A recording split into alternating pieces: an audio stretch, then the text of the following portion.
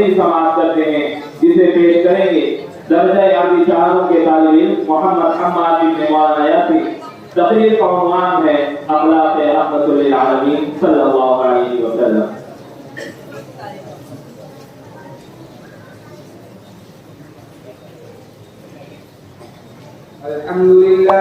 الحمد لله نحمده ونستعينه ونستغفره ونؤمن به ونتوكل عليه ونعوذ بالله من شرور أنفسنا ومن سيئات أعمالنا من يهده الله فلا مضل له ومن يضلله فلا هادي له ونشهد أن لا إله إلا الله وحده لا شريك له ونشهد أن سيدنا ومولانا محمدا عبده ورسوله أما بعد فأعوذ بالله من الشيطان الرجيم بسم الله الرحمن الرحيم نون والقلم وما يسطرون ما أنت بنعمة ربك بمجنون وإنك لأجرا غير ممنون وإنك لعلى خلق عظيم وقال في موضع آخر لقد كان لكم في رسول الله أسوة حسنة وقال النبي صلى الله عليه وسلم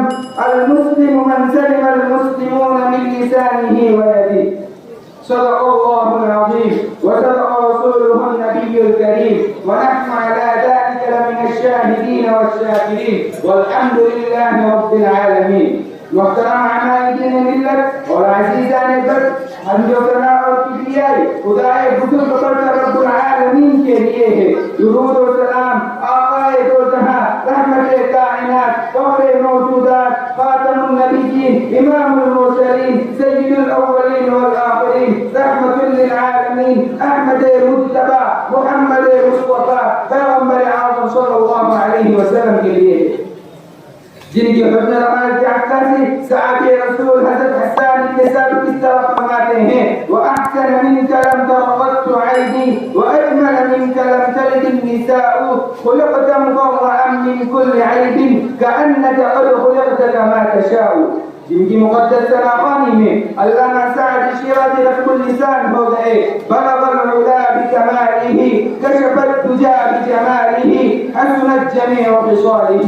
قابل قدر احترام اور حاضرین محفل، آج ہمارا عنوان ایک ایسا عنوان ہے جس کی ضرورت ہے، وہ عنوان محسن انسانیت رحم و کرم کے پیکر رب العالمین کے محبوب رحمت للعالمین کے اخلاق کریمہ و عظیمہ ہے۔ محترم سامعین، پروردگار عالم نے اپنے محبوب کو دنیا پر ایسے وقت پر مبعوث فرمایا جب دنیا کے حالات بگڑے ہوئے تھے، لوگوں کا عقائد و معاملات، تجارت و فکر، سیاست و قیادت، اخلاق و کردار کے اعتبار سے اس روئے زمین پر کسی انسان میں تلاش کرنے سے بھی نہیں ملتی تھی، بلکہ انسانیت کا نقشہ بدلا ہوا تھا، عابد اور معبود کے اختلاف پیدا ہو چکا تھا، صحیح طور و طریق سے عاری تھے، اخلاق و کردار سے کافی دوری پیدا کر چکے تھے۔ ضرورت تھی کہ اس روئے زمین پر انسان کو انسان بنانے کے لیے، عقائد و معاملات کی درستگی کے لیے، اخلاق و کردار کا نمونہ پیش کرنے کے لیے محمد عربی صلی اللہ علیہ وسلم کی بعثت ہو، کیونکہ صدیوں سے ایسے اخلاق کے حامل محسن اعظم کے اخلاق کریمہ و عظیمہ کی بشارتیں تورات، زبور، انجیل کے ذریعے نسل بعد نسل سنائی جا رہی تھی۔ وہ وقت آ گیا، میرے آقا صلی اللہ علیہ وسلم دنیا میں تشریف لائے، میرے آقا صلی اللہ علیہ وسلم کے اخلاق بھی عمدہ، اخلاق بھی عمدہ، عبادت بھی عمدہ، سیرت بھی عمدہ، مزاج بھی عمدہ، سنت بھی عمدہ، شرافت بھی عمدہ۔ تب تو ہم کہتے ہیں تلوار کی باری بعد میں آئی، پہلے میرے آقا صلی اللہ علیہ وسلم نے اپنے اخلاق پیش کیا، شیریں کلام پیش کیا، دشمنوں کے حق میں دعائیں دی، دشمنوں کے حق میں دعائیں دی۔ ایک طرف کفار اور مشرکین کی اذیتناک باتیں ہوتی، دوسری طرف میرے آقا صلی اللہ علیہ وسلم کے اخلاق کریمہ و عظیمہ ہوتے، اور دعائیں مبارک اور دست مبارک دعا کے لیے اٹھا ہوا ہوتا۔ میرے آقا صلی اللہ علیہ وسلم نے جب مکہ میں دین کا پرچم لہرایا، دین کی باتیں کی، تو ہر ایک کی نگاہ میرے آقا صلی اللہ علیہ وسلم کی طرف اٹھی۔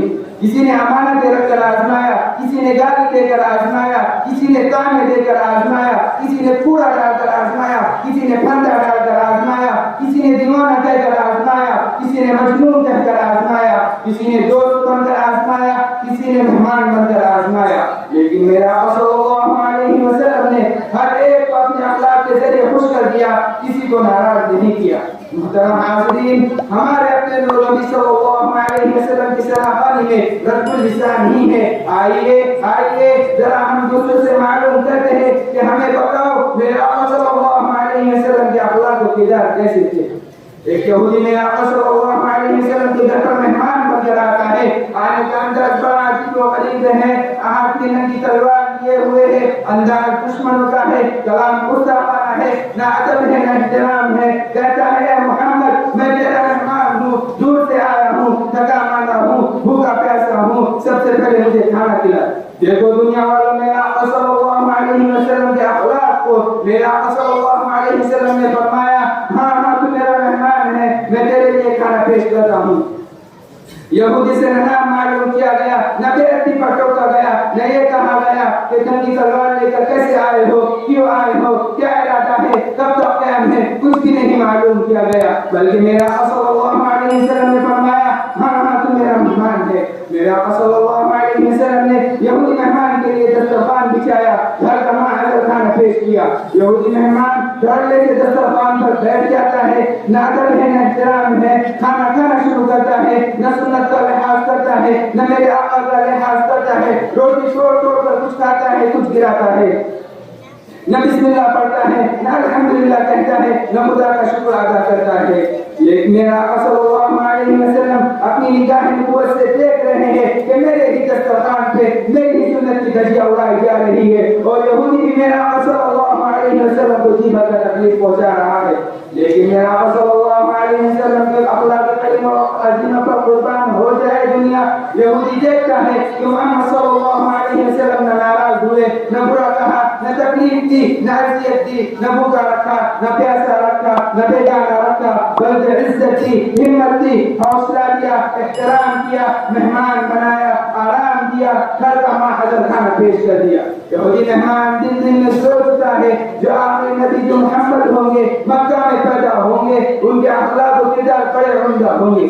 یہ بات, یہ اوصاف, یہ اخلاق کے کردار میرے نبی صلی اللہ علیہ وسلم کے اندر موجود تھے. یہودی کہتا ہے کہ محمد کو آزمایا جائے, پھر دیکھا جائے کہ یہ وہی محمد ہے جس کے بارے میں برسوں سے سنتا آ رہا ہوں. یہودی کہتا ہے اے محمد تو نے مجھے کھانا بھی کھلایا, پانی بھی پلایا, اب میرے آرام کے لیے بستر لگا دو. میرے آقا صلی اللہ علیہ وسلم کے گھر میں ایک ہی بستر ہے جس سے میرے آقا صلی اللہ علیہ وسلم آرام فرماتے تھے, اور اسی بستر پر وحی الہی کا نزول ہوا کرتا تھا. میرے آقا صلی اللہ علیہ وسلم کا بستر پاک و شفاف ہے, لیکن یہودی کافر ہے, اور لیکن میرے نبی کا مہمان ہے. میرے نبی صلی اللہ علیہ وسلم نے انکار نہیں کیا, بلکہ فرمایا ہاں میرے مہمان, میں تیرے لیے بستر لگاتا ہوں, تم آرام کرو. میرے آقا صلی اللہ علیہ وسلم نے یہودی مہمان کے لیے بستر پیش کیا. یہودی مہمان فوراً بستر پر لیٹ گیا, نہ ادب ہے نہ احترام ہے. یہودی پوچھتا بھی نہیں اے محمد بستر ایک ہی ہے, تم آرام کہاں کرو گے. یہودی حیران و پریشان ہے, دیکھتا ہے کہ کتنا عمدہ اخلاق کا آدمی ہے, جو کچھ مانگا سب پیش کر دیا, نہ غصہ ہوئے, نہ ناراض ہوئے, نہ تکلیف دی, نہ اذیت دی, نہ برا کہا, نہ بیگانہ رکھا, بلکہ عزت دی, ہمت دی, حوصلہ دیا, احترام کیا, مہمان بنایا, خاطر کی, آرام دیا, بستر بھی پیش کر دیا, آرام ہی آرام, سکون ہی سکون, راحت ہی راحت, عافیت ہی عافیت, نہ ڈر نہ خوف نہ تکلیف. محمد صلی اللہ علیہ وسلم تیرے اس اخلاق تیرے موازنہ پر قربان ہو جائے دنیا. لیکن یہودی ابھی بھی دل میں سوچتا ہے کہ بستر دے دینا کوئی کمال کی بات نہیں, اب کوئی ایسی حرکت کی جائے جس سے محمد کو بھی تکلیف ہو اور ان کے ساتھی کو بھی تکلیف ہو. میرے آقا صلی اللہ علیہ وسلم شفیع المذنبین رحمت للعالمین نے یہودی مہمان کو آرام سے سلایا اور خوشخبری کے لیے اور امت کی مغفرت کے لیے عبادت میں مشغول ہو گئے. جو رات گزرتی جا رہی ہے, میرے آقا صلی اللہ علیہ وسلم عبادت میں مشغول ہوتے جا رہے ہیں, اور صحابہ کرام بھی اپنے گھر کو چلے جاتے ہیں. یہودی مہمان دل میں سوچتا ہے کہ محمد کو ہر طرح سے आजमाया लेकिन बिल्कुल सच पाया, हक पाया, उम्दा अखलाक वाला पाया। अब एक बार और आजमा कर देखा जाए।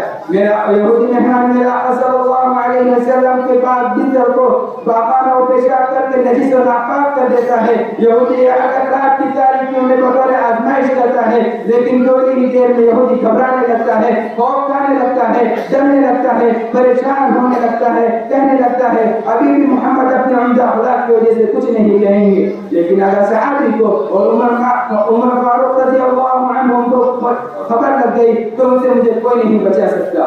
वक्त है अभी न मोहम्मद बेदार है, न सहाबी मौजूद है, न उमर फारूक मौजूद है। इसी वक्त अपनी राह पर इख्तियार कर ले ताकि सुबह तक अपनी मंजिल तक पहुंच जाऊं।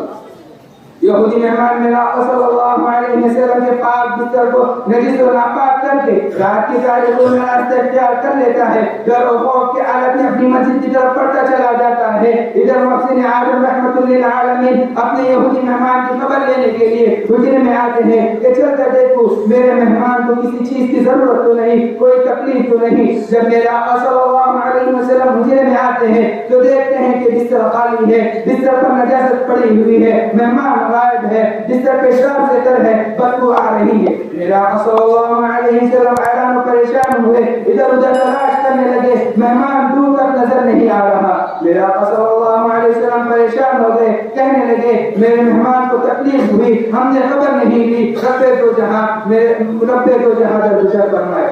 मुझे कहने दीजिए मेरा सल्लल्लाहु अलैहि वसल्लम की ये तलब, ये तलाश, ये जुस्तजू, ये फिक्र, ये सोच, ये क्रिया, ये मेरा सल्लल्लाहु अलैहि वसल्लम के उम्दा अखलाक की दलील है।